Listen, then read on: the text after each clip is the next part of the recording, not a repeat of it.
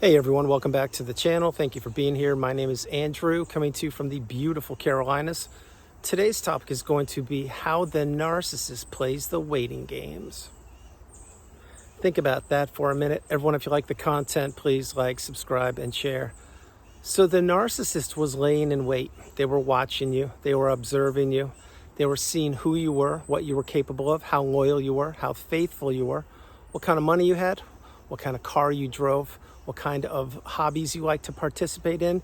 They learned about your hopes, your dreams, your aspirations, your past relationships, your future, your present, and where you were and where you wanted to go. Now, the narcissist may have been a friend. Maybe they were a family member. Maybe it was your parent. Maybe it was a romantic relationship. Maybe it was a neighbor. Maybe it was the person you were and or are still working side by side next to at the workspace. Maybe it was your boss. Maybe it was a person of a religious organization or a community or hobby group that you were a part of. The narcissist was everywhere. You just didn't know that. And this is why you were targeted. And this is why the narcissist plays the waiting games. You see, you thought that you probably were the only person who was in that relationship with the narcissist. You weren't. You may have thought that, oh, I married them and we relocated and we did all these things together and I have all the proof. Well, not so fast. The narcissist is loyal to nobody. And when you're not with them, you will never know where they are. And even when you are with them, they are checked out many times because they're on one of their 3 smartphones looking for your replacement, i.e. supply. The narcissist wants an unpaid helper. They want a sounding board. They want a walking apology. They want a chauffeur, a cook, a cleaner, an errand person. They want a maid, a delivery person, and they want that person to maintain a full-time job, deal with the toxicity, look the other way, turn a blind eye, and come back tomorrow and say, thank you, sir, thank you, ma'am, may I have another? This is what the narcissist does. It's what they expect. These people are lazy, they're cowards, they're bullies. All they do is mimic back to other people what those people don't know that they're mimicking back to them. Meaning, before you knew what narcissism was, you probably were an open book. I can assure you, you were vulnerable, you didn't have boundaries, and you didn't know what narcissism was. So you were telling that person, the person you're considering, about yourself. And what were they doing? They were just laying there in wait, and they were listening to you.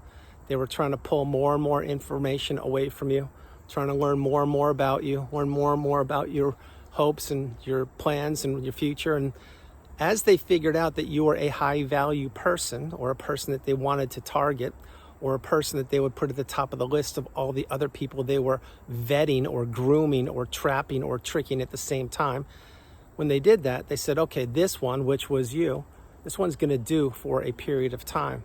Maybe it'll be a month, maybe it'll be a year, maybe it'll be 2 years.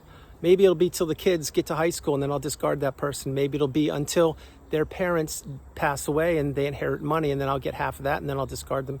Maybe it's until they retire. Maybe it's until they sign the business deal, or maybe it's until they loan me money, or maybe they put a roof over my head. There is something that the narcissist was looking for, and there was something that you were going to provide for them. Otherwise, they wouldn't have lifted a finger to communicate with you. And you may say, well, you're being kind of rough there. No, I'm not. If the narcissist doesn't sense that you're going to provide something for them or get the better end of the deal or be able to manipulate you and trap you, they're not going to look at you. They're going to turn a blind eye and they're going to look elsewhere.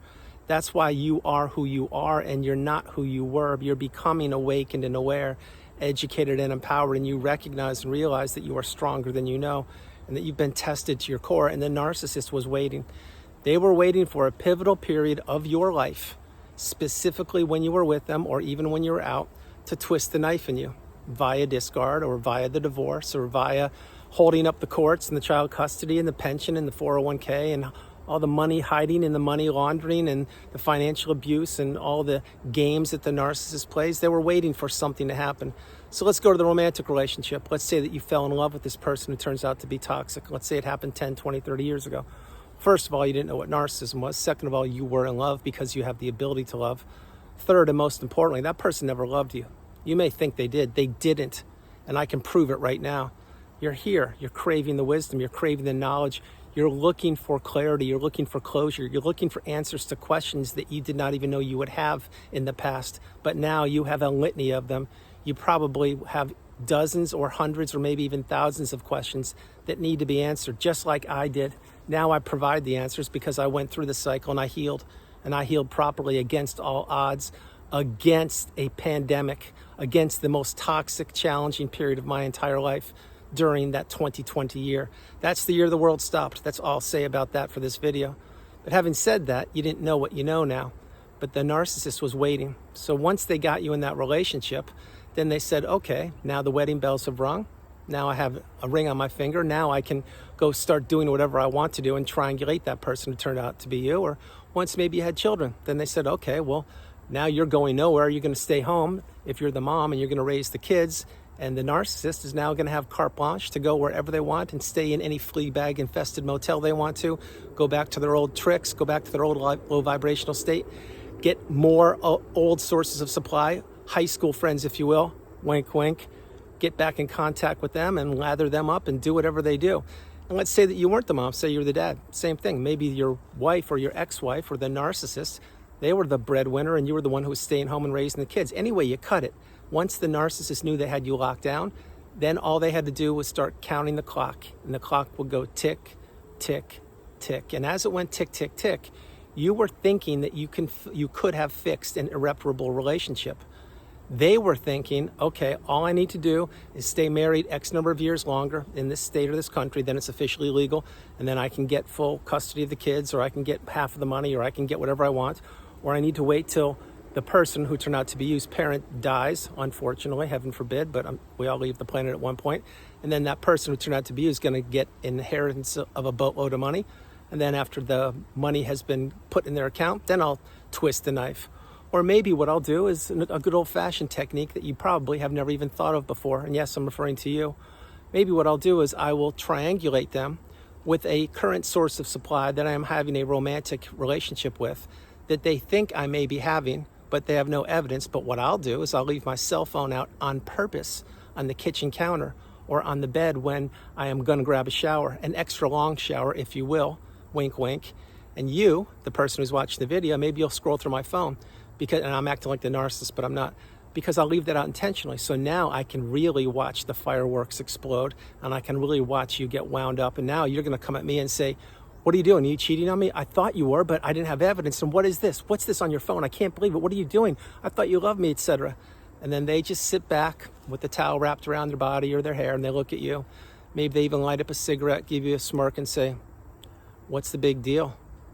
You don't owe me. You can't control me. And it's just a friend. I don't know what you're so nervous about or what you're so jealous about. What's the big deal? Can't I talk to people? You do all the time. See, they will twist the knife any way they want to, but they left that phone out on purpose. And this is an illustration that may have happened or it may not have. Again, wink, wink. And then you experience reactive abuse, perhaps. You lose your cool. And now your night isn't ruined.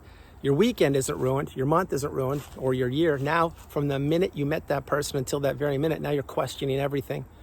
See, the narcissist was waiting. These are games that they were playing.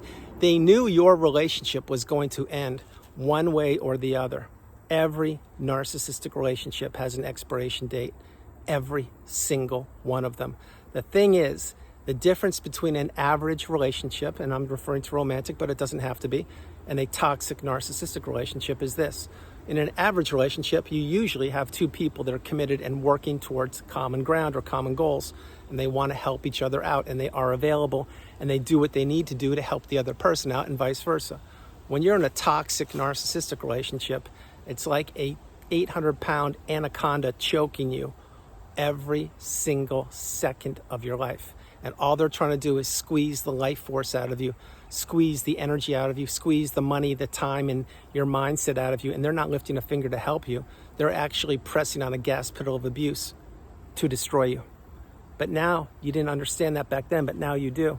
And having said that, so maybe the narcissist, and again, you didn't know they were one, left the phone out on purpose. Well, why would someone do that? Well, because they were ready to insert the new supply. And it may not have even been that person that you caught them cheating with. Maybe it was somebody else. I can't tell you. But you need to remember, the narcissist doesn't care about anybody but themselves. And they will wait days, weeks, months, years, decades to get whatever they want. That's what these people do. So let's do another one. I'll give you another example. Let's say that the narcissist is single because they've already been married 5 different times, and 3 of those people got discarded. The other 2 wised up and divorced the narcissist. But now the narcissist is an aging narcissist, and they're looking for another victim, another prey, if you will. They're looking for husband or wife number 6. Well, of course, now they're older, and they fine-tune their skill set. But now what do? Well, maybe they're going to start grooming the obituaries and looking to see who has passed away in their neighborhood, or maybe in a big city that is 2 or 3, 5 hours away from them. Or maybe they're going down the old high school avenue and looking at the old yearbook and seeing when the 10, 20, 50, 70-year reunion is going to pop up and see who made it this far. And then what will they do? They'll try and chum up to whoever these people are, if it's the high school reunion, or let's say it's an obituary and they attend the funeral, and it could be any kind of religious beliefs, but however you the celebration of life, if you will. Then they get there and they shed the fake tears, and then they say, yeah, I missed that person too. I couldn't have been around that much these days because I was so busy doing other things, and you know how it is, but I'm here now. Can I lend a shoulder? Can I be there for you? Can we just go grab a coffee and catch up? And I know that you're hurting, but I can be here for you. They do things like that to the widow or the widower or the son or daughter of an elder, whoever it was. And next thing you know, boom. Now we have a very vulnerable person. Let's say they just lost their spouse, and the narcissist, like the anaconda, has slithered into their life all over again under the guise of actually caring. Next thing you know, that person who just lost a loved one isn't focusing on healing because they're so caught up in the whirlwind of this person paying attention to them.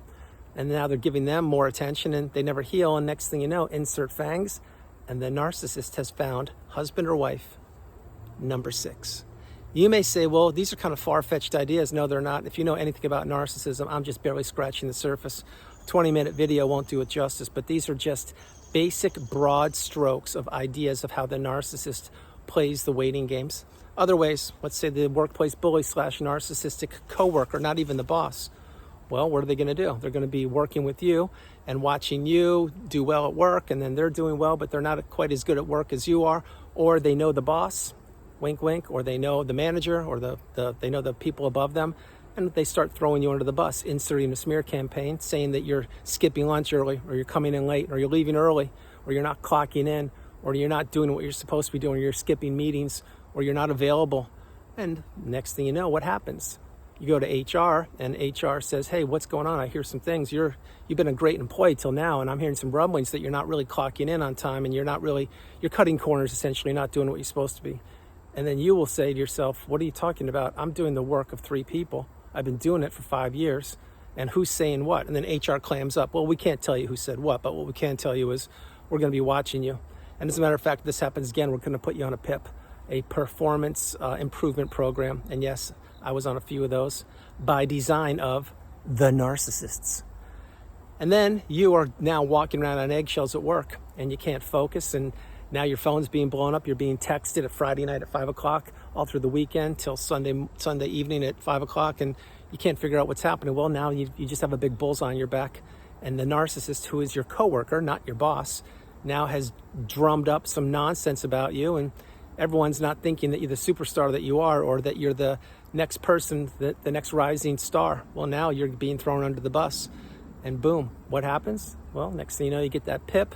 You're let go after a couple grueling months of you losing your favorite parking space and people not talking to you at the water cooler, and you can't even function properly at work because you're holding your breath and you're walking on eggshells, and you could cut the air in the office, the tension in the air, with a butter knife. The whole environment's been blown up for you at the hands of one person, your coworker.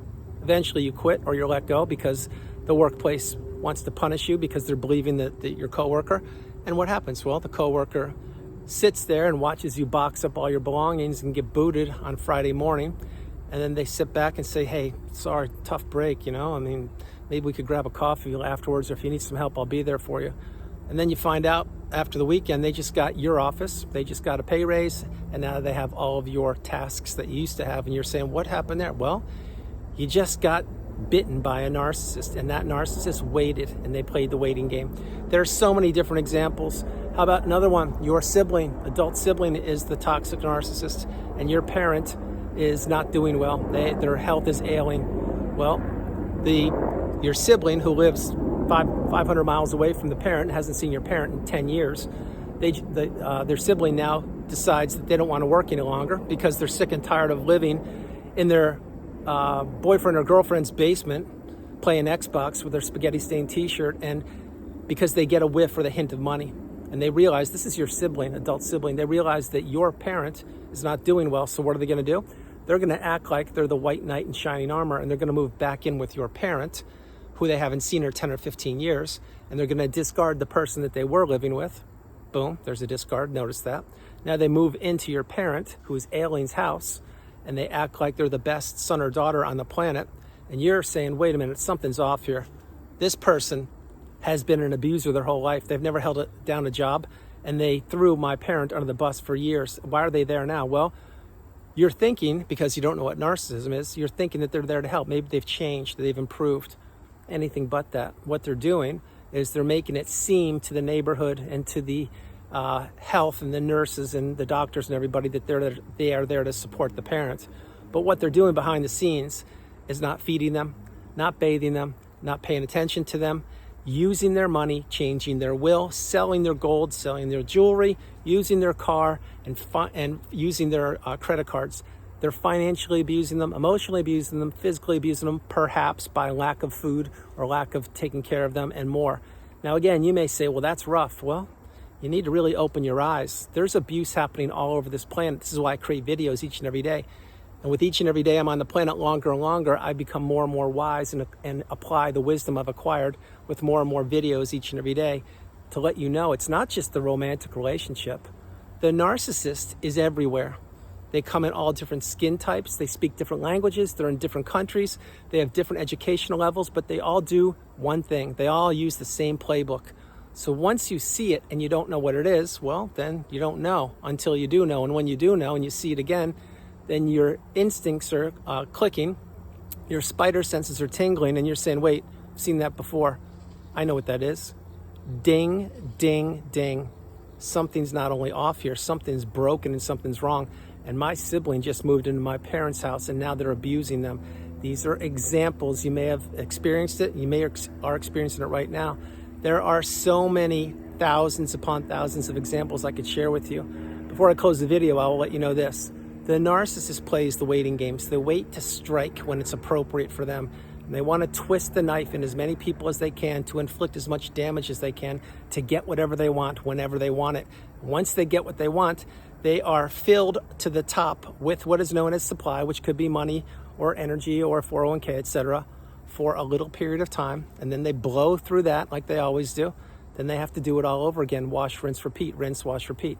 That's why these people never, ever introspect. They can't be accountable.